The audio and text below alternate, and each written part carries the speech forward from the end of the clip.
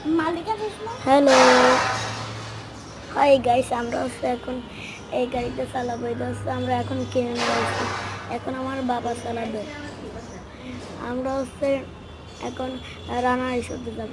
এই গাড়ি আমরা প্রথমবার চালাচ্ছি।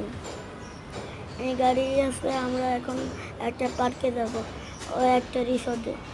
ওই রিসোর্টের নাম হচ্ছে রানা রিসোর্ট।